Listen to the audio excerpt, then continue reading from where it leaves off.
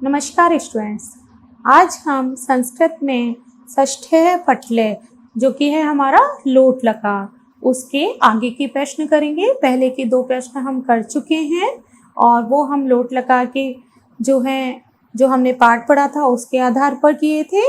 और अब हम आगे की जो प्रश्न हैं वो करेंगे और वो हमारे धातु जो हमने रूप याद किए थे उसके आधार पर होंगे। तो अब हम थर्ड अपना प्रश्न करते हैं और वो है उचितम मेलनम कुरुत, अर्थात उचित मेल करिए।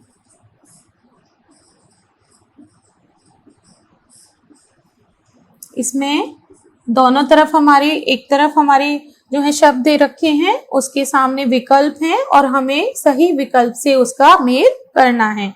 तो का है सर्वे संतु। पहले हम एक साइड के अपने शब्द लिख लेते हैं। वयम, गा है हमारा धर्मम, घ मात्र, देवो और अणा है हमारा सदा सुखिने।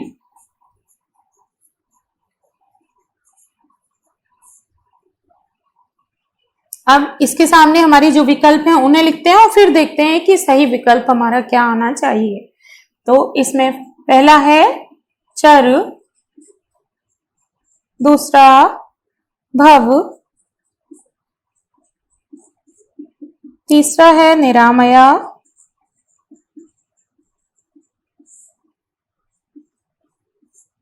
फोर्थ है हमारा भवत और फिफ्थ है कर्ण माम में है। अब ये हमारे पास सामने विकल्प दे रखे हैं, तो इनसे हमें उचित विकल्पों का मिलान करना है। तो सर्वे संतु अर्थात सभी हों। सभी कैसे हो, ये हमने अपनी व्याख्या में पढ़ा था कि सर्वे भवद्राणि पश्यन्तु सर्वे संतु निरामयाः, अर्थात सभी निरोगी हों। तो यहाँ क्या आएगा, सर्वे संतु सभी हो, क्या हो, निरोगी हो, तो निरामयाः, अर्थात ये हमारा सही विकल्प है किसका, का। सर्वे संतु निरामया, ये हम पढ़ चुके हैं। तो ये सारे हमारे किसके आधार पे, जो हमने पाठ पढ़ा था उसके आधार पर। वयम क्या करते हैं कि हम सब किसको प्रणाम कर रहे हैं।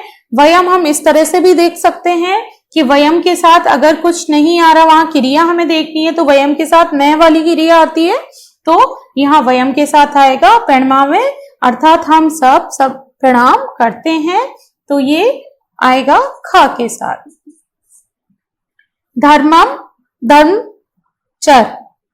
चर, ये 5 महावाक्य बताए थे गुरुजी ने।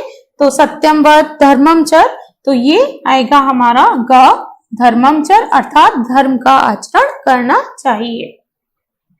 मात्र देवो भव, माता को देवी के समान मानो, तो मात्र देवो भव, अर्थात ये हमारा सेकंड वाला जो है वो घा के साथ मिलान हुआ इसका। सदा सुखिने भवत, सभी सुखी हो, तो ये हमारा फोर्थ वाली के साथ भवत के साथ मिलान होगा इसका। तो ये हमारे उचित मिलान है। एक बार दोबारा देख लेते हैं। सर्वे संतु निरामयाः, वयम प्रणमामहे, धर्मम चर, मात्र देवो भव, सदा सुखिनः भवत्। ये इस तरह से हमने इसका उचित मिलान किया। अब हम आगे का प्रश्न करते हैं। प्रश्न 4।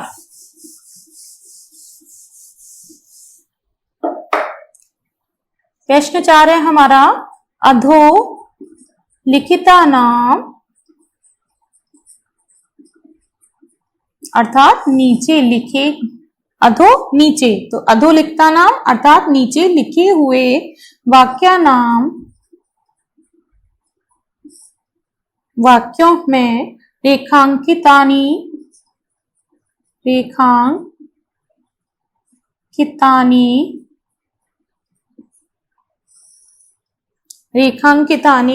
अर्थात नीचे जिनकी रेखा खींची होती है, पदानी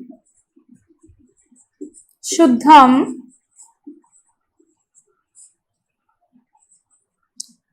कुरुत। अर्थात नीचे लिखे गए वाक्यों में रेखांकित पदों को शुद्ध करिए।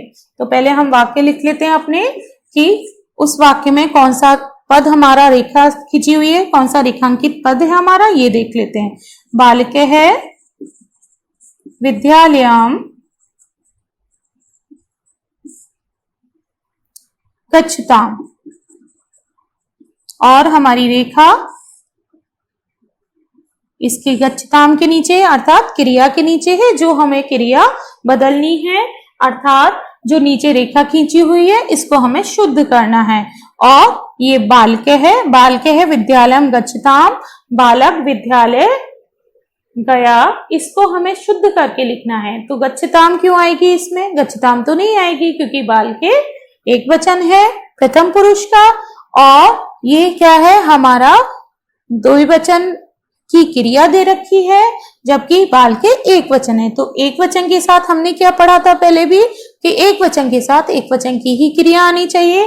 तो लोट लकार का पाठ है, लोट लकार के अनुसार एक वचन के साथ एक वचन की क्रिया हमारी क्या है, हमने रूप याद किए थे गच्छतु। तो हमारा जो शुद्ध वाक्य है वो बनेगा बालके है विद्यालयम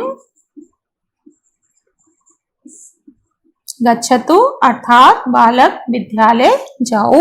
आज्ञा दी जा रही है क्योंकि लोट लकार आज्ञा के लिए प्रयोग किया जाता है, अर्थात बालक विद्यालय जाओ। अब ख मीनः जले, और इसमें है तरानी, और इस पे रेखांकित पद है हमारा क्रिया पे। तो मीनः जले तरानी, जबकि हम जानते हैं तरानी कौन से उसमें आता है हमारा रूप, उत्तम पुरुष एक वचन में। पठानी हमने पढ़ा था, पठानी पठा पठाम, उत्तम पुरुष एक वचन का रूप है। तो यहाँ पर तरानी आया है, और मीनहा ये बहुवचन है। क्योंकि बहुवचन क्यों है ये? क्योंकि जो स्त्रीलिंग के शब्द रूप चलते हैं उसमें एक वचन में विसर्ग नहीं आता, बहुवचन में विसर्ग आता है। जैसे रमा रमे रमाहा, तो ये बहुवचन है, अर्थात अनेक मछलियां जल में तैरें। तो यहाँ पर क्या आएगा, बहुवचन एक प्रथम पुरुष एक बहुवचन के साथ में प्रथम पुरुष बहुवचन की ही क्रिया आएगी। और लोट लकार में प्रथम पुरुष बहुवचन की क्रिया क्या है हमारी, तरंतु। तो हमारा जो क्रिया है वो बदल जाएगी, वो शुद्ध होके तरंतु बनेगी, और हमारा पूरा वाक्य जो है मीनाः जले तरंतु, अर्थात मछलियां जल में तैरें। इसी तरह हम अपने जितने भी वाक्य हैं उनको शुद्ध कर देंगे। और ये किसके आधार पे होंगे? सारे ही जो हमने रूप पढ़े थे, जो हमने लोट लकार के रूप याद किए थे पहले, उसके आधार पर हमारे सारे प्रश्न हो जाएंगे। अब गा है युवाम पाठम स्मरत। युवाम पाठम स्मरत, और युवाम क्या है, कौन सा कर्ता है? जब हमें क्रिया शुद्ध करनी होती है तो हम कर्ता के अनुसार करते हैं, और जब हमें कर्ता शुद्ध करना होता है तो हम क्रिया के अनुसार करते हैं। तो अब ये क्रिया हमें बदलनी है, शुद्ध करनी है, तो किसके अनुसार करेंगे? कर्ता के अनुसार। तो कर्ता यहाँ पे युवाम है, अर्थात मध्यम पुरुष द्विवचन का कर्ता है। तो हम युवाम यूयम, तो मध्यम पुरुष द्विवचन की है हमारी क्रिया लगेगी। और लोट लकार में मध्यम पुरुष द्विवचन की क्रिया क्या लगती है हमारी? स्मरतम। तो हमारी क्रिया यहाँ पे शुद्ध होके हो जाएगी स्मरतम, और यहाँ हमारा पूरा वाक्य बनेगा युवाम पाठम स्मरतम, तुम दोनों पाठ याद करो। घ अहम दुग्धम पिबाम, और यहाँ रेखांकित पद है अहम दुग्धम पिबाम। अब अहम क्या है? अहम हमारी उत्तम पुरुष एक वचन का करता है, तो उत्तम पुरुष एक वचन के कर्ता के साथ हमें उत्तम पुरुष एक वचन की क्रिया लगानी है। और उत्तम पुरुष एक वचन की क्रिया होती है हमारी नी वाली। पूरे लोट लकार में एक ही जो शब्द है, रूप जो बनता है, वो नी का जो बनता है वो उत्तम पुरुष एक वचन में बनता है। तो ये हमें अच्छे से याद हो जाना चाहिए कि नी वाला जो रूप बनेगा वो उत्तम पुरुष एक वचन में ही बनेगा। तो यहाँ क्या आएगी हमारी क्रिया? पिबानी।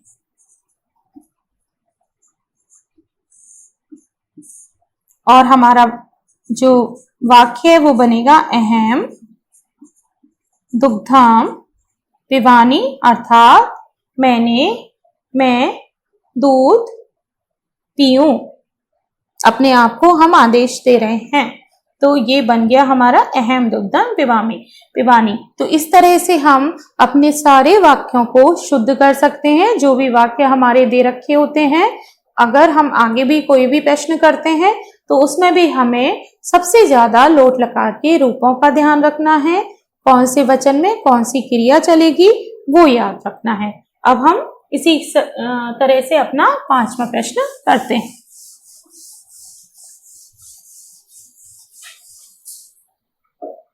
और प्रश्न 5 है हमारा, संस्कृत भाषायाम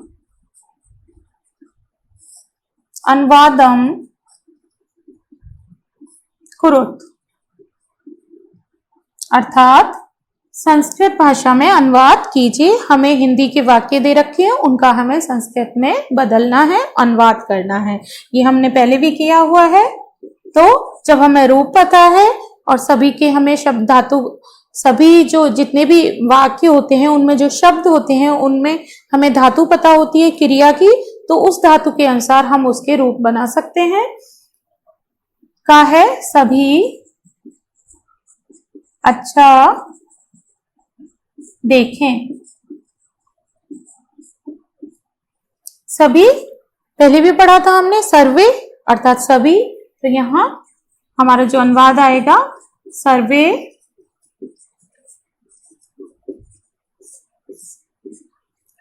अच्छा देखें। तो अच्छा देखें हमने अपनी जो कविता थी उसमें पढ़ा था, सर्वे भद्राणि पश्यन्तु, यही था सभी अच्छा देखें। तो वही आ जाएगा भद्राणि, और सर्वे बहुवचन है तो बहुवचन के अनुसार क्रिया भी वही लगेगी देखने की, अर्थात पश्य धातु जो है उसकी क्रिया हम लगाएंगे बहुवचन में पश्यन्तु। सभी अच्छा देखें, सर्वे भद्राणि पश्यन्तु। ख, आज हम सब बात करेंगे।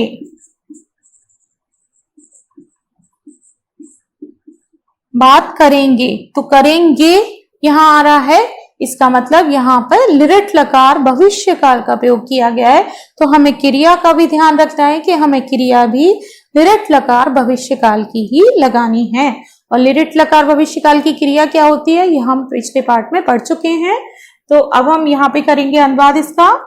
आज का क्या होता है? अद्य। अद्य हम सब वयम वार्तालापम, और करेंगे ये क्रिया किसके साथ आएगी? जो हमारा कर्ता है उसके अनुसार हम क्रिया भरेंगे। वयम हमारा कौन सा कर्ता है? वयम उत्तम पुरुष बहुवचन का कर्ता है, तो हमें क्रिया भी उत्तम पुरुष बहुवचन की ही लगानी है और लिरिट लकार की लगानी है, क्योंकि यहाँ पे काल कौन सा है? भविष्य काल है। तो लिरिट लकार की हमारा जो रूप बनता है वो क्या बनेगा? करेंगे, इसमें क्रय धातु है तो उसका रूप बनेगा वार्तालाप करेंगे, करिष्यामि है।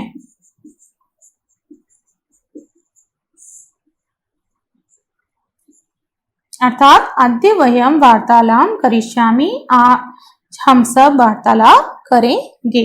इसी तरह हम अपने आगे के जो वाक्य उनका अनुवाद करेंगे।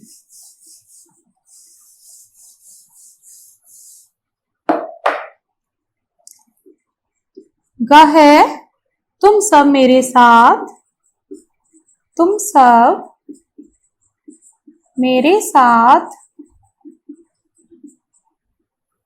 उच्चारण करो, उच्चारण करो। तुम सब अर्थात यूयम, मेरे साथ मया सह, उच्चारण उच्चारणम।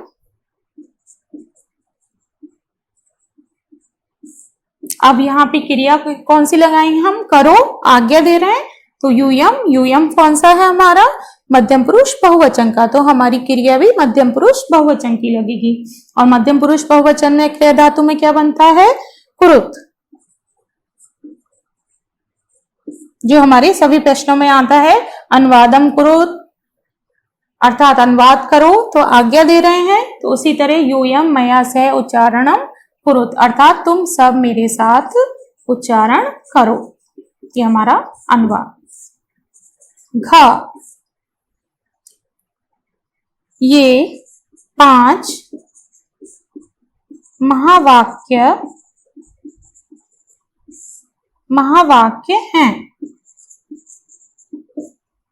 तो हैं अर्थात वर्तमान काल में है, तो हम वर्तमान काल में ही बनाएंगे इसको। ये एते, ये सर्वनाम है। 5 पंच, महावाक्य महावाक्यानि,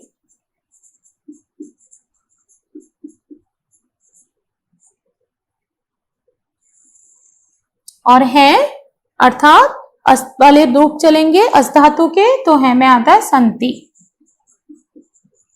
अस्ति स्ते संति, इस तरह से रूप चलते हैं अस्त धातु के।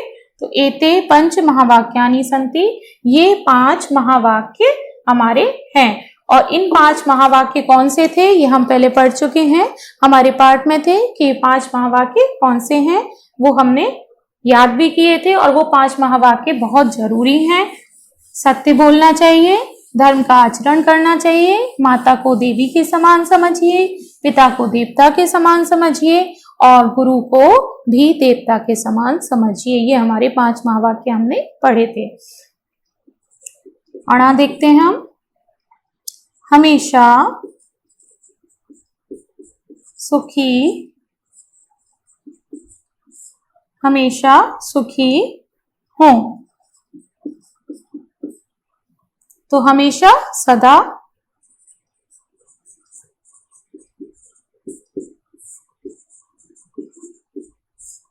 सुखी हो, सुखिने है, हो की क्या आएगी? सुखिने है, और हो की भव धातु आती है, हो की होने की, तो उसमें सदा सुखिने हो अर्थात सभी लोग हैं, तो तुम हमेशा सुखी रहो, तुम सब सुखी रहो, सबके लिए बोला जा रहा है, तुम सबके लिए, दूसरों के लिए, तो वहां पर हमारी मध्यम पुरुष बहुवचन की क्रिया लगेगी और भव धातु का मध्यम पुरुष बहुवचन में रूप बनेगा भवत, अर्थात सदा सुखिने भवत, तुम सब सुखी रहो। तो इस तरह से हमने, जब हमें पता चल जाता है कि हमारे शब्दों का जो है वो संस्कृत में क्या बनेगा, शब्द का क्या रूप बनेगा, क्या क्रिया लगेगी, तो हम आसानी से अपने जितने भी अनुवाद होते हैं वो हम संस्कृत में कर सकते हैं। अब हम आगे का प्रश्न करते हैं।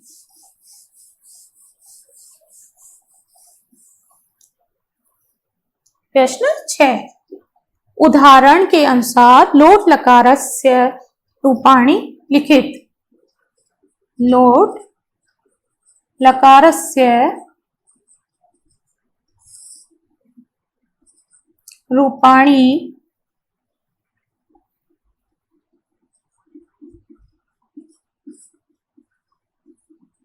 लिखत, अर्थात लोट लकार के रूप लिखिए। वहां हमें धातुएं दे रखी हैं और हमें लोट लकार के रूप उसके लिखने हैं। तो धातु कौन कौन सी है हमारी? धातु है हमारे पास पट धातु, गे धातु, इसका रूप बनता है गाय में, क्योंकि ये कौन सी धातु है? ये परिवर्तनीय धातु है। हमने पहले पढ़ा था कि कुछ धातुएं परिवर्तनीय होती हैं और कुछ धातु अपरिवर्तनीय होती हैं। जैसे पट धातु हमारी अपरिवर्तनीय है, क्योंकि इसके रूप सभी जो लकार हैं उसमें पट के उससे ही धातु के से ही चलते हैं, लेकिन ये धातु होती है लेकिन इसका रूप गाय के रूप में चलता है। जैसे कि दृष्ट धातु होती है और उसके रूप पश्चिम में चलते हैं। इसी तरह से कुछ धातुएं हमारी परिवर्तनीय होती हैं, जैसे पा धातु है और इसके रूप हमारे पिब में चलते हैं। लेकिन कुछ लकार में, जैसे जो हमारा भविष्य काल होता है, उसमें ये अपने ही वास्तविक जो धातु होती हैं उसी में इनके जो है रूप चलते हैं। क्रय धातु, स्मृ धातु, पहले हम ये वाली धातुओं के रूप देख कर लेते हैं। पुरुष, अगर हमें यहाँ प्रथम पुरुष में करने हैं तो हम प्रथम में करेंगे। इस धातु का मध्यम में करना है तो हम मध्यम पुरुष में रूप लिखेंगे। इसका अगर उत्तम में करना है तो उत्तम पुरुष में लिखेंगे। अलग अलग पुरुष में भी हम रूप लिख सकते हैं और एक ही में लिखना है तो उसमें लिख सकते हैं, क्योंकि अब हमें रूप अच्छे से याद हो गए हैं। दोबारा एक बार देख लेते हैं रूप सारे हम लिखकर, जिससे कि हमें रूप याद करने में बहुत आसानी हो जाएगी, हमें रूप बहुत अच्छे से याद हो जाएंगे। धातु पुरुष, एक वचनम, द्विवचनम और बहुवचनम।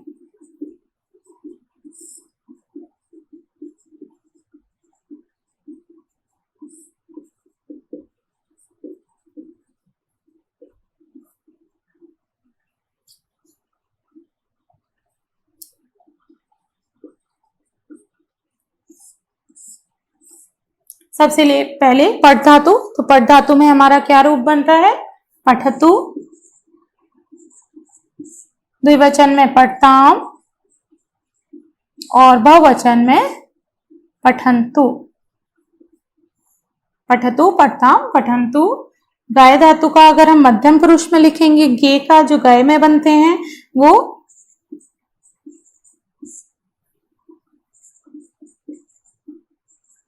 गाय, गायतम, गायत।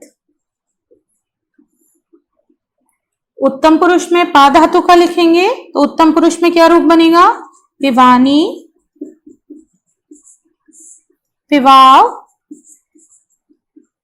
और पिबाम। इसी तरह क्रय धातु का करोतु, और ये प्रथम पुरुष में हमें लिखना है तो करोतु, कुरुताम और कुर्वन्तु।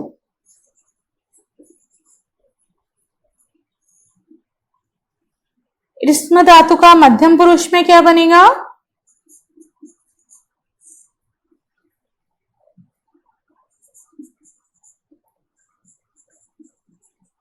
स्म, स्मृतम और स्मरत।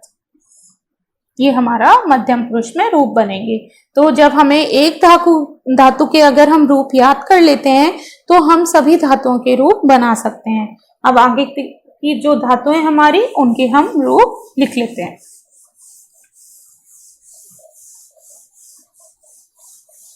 दृश, चल और नी, ये हमारी धातु है। इनके रूप और लिख लेते हैं। मध्यम पुरुष हमने लिखा था उसका उत्तम पुरुष, प्रथम पुरुष, मध्यम पुरुष। और अगर मध्यम प्रथम पुरुष के पूछे जा रहे हैं प्रश्न में तो हम प्रथम पुरुष के रूप लिखेंगे सभी के। अगर मध्यम के पूछे जा रहे हैं तो मध्यम के लिखेंगे। और अगर आपको दिया जा रहा है कि आप अपने आप से रूप लिखिए, आप प्रथम, मध्यम, उत्तम करके लिख सकते हैं। किसी भी तरह आप रूप लिख सकते हैं। दृश धातु के उत्तम पुरुष में किस तरह रूप बनेंगे? पश्चिम में चलेगी ये धातु, तो उत्तम पुरुष में पश्यानी,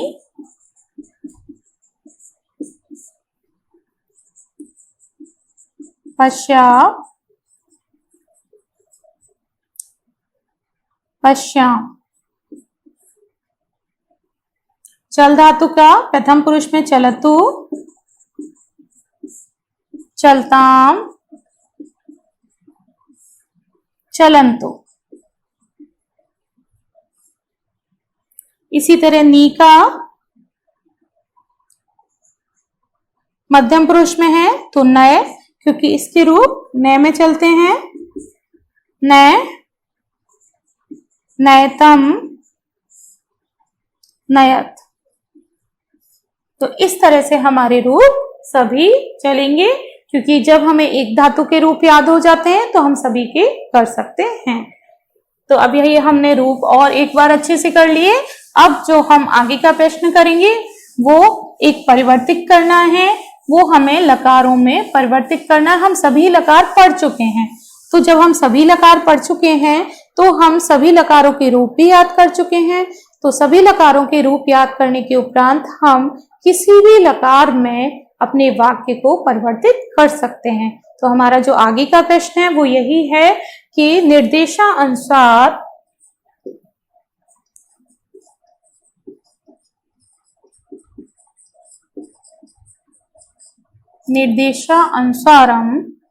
लकारे परिवर्त्यत कुरुत।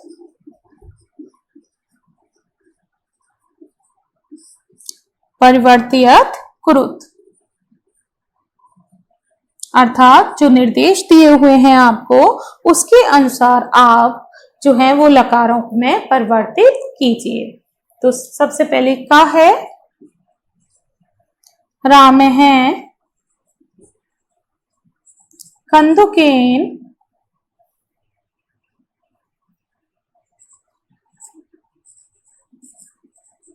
राम है कंदुकेन क्रीडति। और यहाँ पर हमें जो निर्देश दिया हुआ है, अर्थात यहाँ ब्रैकेट में हमारे पास में यहाँ लकार लिखा हुआ है लेट लकार।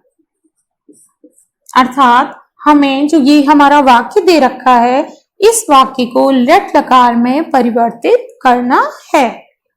और वो हम कैसे करेंगे? जब भी हम वाक्य को परिवर्तित करते हैं किसी भी लकार में, तो हम उसका काल बदलते हैं। लकार अर्थात काल। तो जैसे राम गेंद से खेलता है, राम गेंद से खेलेगा, तो सिर्फ क्रिया चेंज होती है हमारी। तो अब हम इस पूरे वाक्य को, कर्ता को, कर्म को हम ऐसे ही लिखेंगे और उसके बाद केवल हम अपनी क्रिया को बदल देंगे। तो यहाँ क्रीडति है, तो क्रीडति को किस लेट लकार में बदलना है? तो जिस भी पुरुष वचन की क्रिया यहाँ आ रही है, उसी की दूसरे लकार में हम जो क्रिया बनती है वो यहाँ पर लिखेंगे, अर्थात क्रीडिष्यति।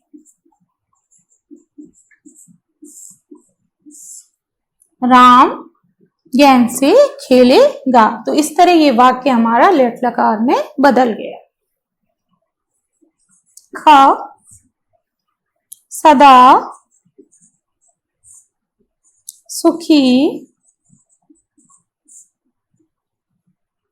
भवत। सदा सुखी भवत। और यहां हमारा दे रखा है लंग लकार, अर्थात लंग लकार अर्थात भूतकाल। तो यहाँ हमें इस वाक्य को जो है वो भूतकाल में बदलना है। तो यहाँ पर हम कैसे बदलेंगे? वही करेंगे कि ये जो हमारी जिस भी पुरुष और जिस वचन की हमें क्रिया दी हुई है, दूसरे लकार में उसी पुरुष उसी वचन की हम यहाँ पर क्रिया लगाएंगे। तो पहले हम वाक्य लिखते हैं, सदा सुखी भवत। भवत हमारा ये भी ध्यान होना चाहिए, भवत हमारी कौन सी क्रिया है?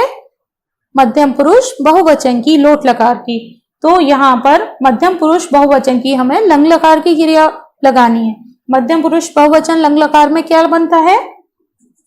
अभवत। अर्थात सदा सुखी हूं, ये सदा सुखी हो गए, मतलब पहले बीत गया, भूतकाल में बदल दिया हमने। तो यहाँ पे हमने क्रिया को बदल दिया और ये हमारा क्रिया के बदलते ये हमारा वाक्य जो है वो परिवर्तित हो गया लंग लकार में।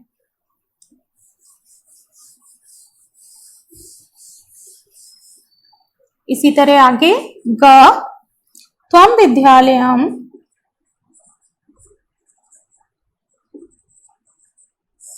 त्वं विद्यालयम गच्छसि।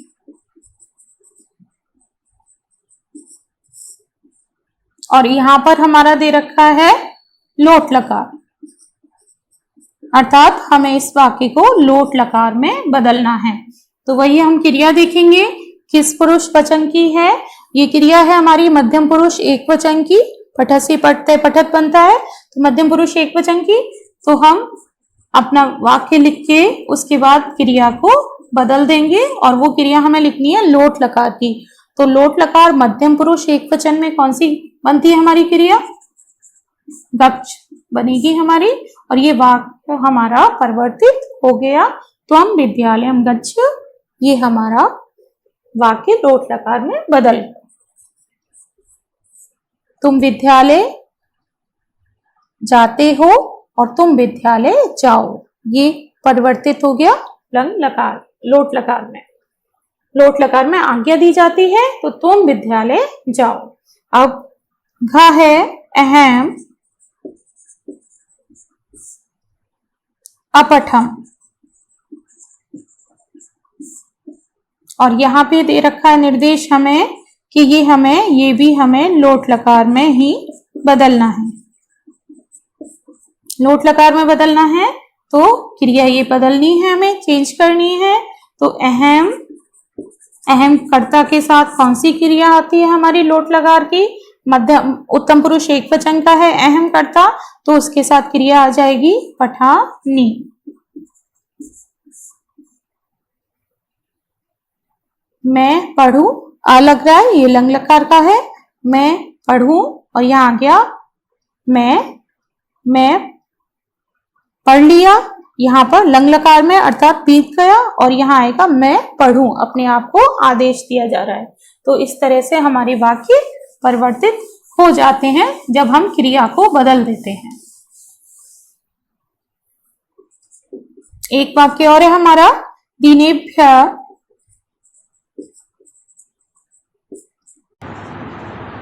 दानम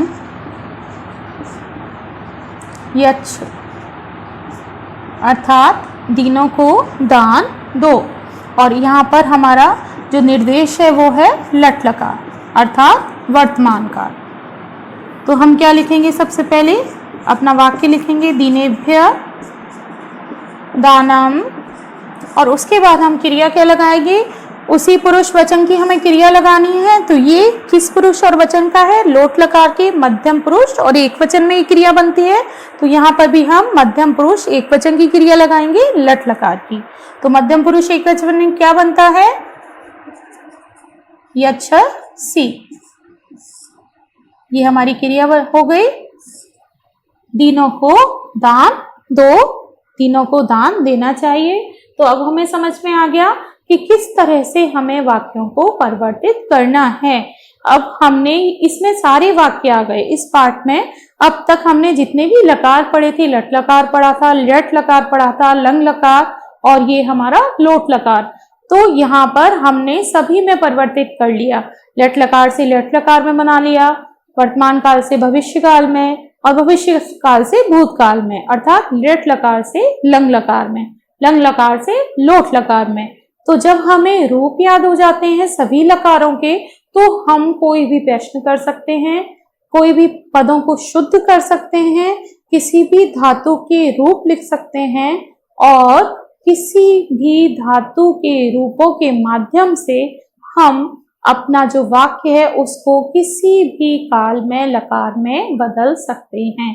तो सबसे जरूरी क्या है कि हमें धातुओं के रूप याद होने चाहिए, क्योंकि धातुओं के रूप जब तक हम याद नहीं करेंगे तब तक हमारे सारे प्रश्न अच्छे से नहीं हो सकते, क्योंकि वहां पर हमें छोटी छोटी जो बातें हैं उनका ध्यान रखना होगा, विसर्ग का, आकी मात्रा का, हलंत का, क्योंकि रूप जो है वो लिख लिख कर याद करने चाहिए। क्योंकि अगर हम ऐसे ही याद करेंगे तो हमें ध्यान नहीं रहेगा कि आकी मात्रा कहाँ लगानी थी और हलंत कहाँ लग रहा है और कहाँ पर विसर्ग लग रहा है, कहाँ विसर्ग नहीं है, क्योंकि जरा सी अगर हलंत आकी मात्रा से भी हमारा रूप बदल जाता है, वो दूसरा बन जाता है। तो इसलिए सबसे जरूरी है कि रूप अच्छे से याद किए जाएं। तो ज्यादा से ज्यादा धातुओं के हमें रूप याद करने चाहिए।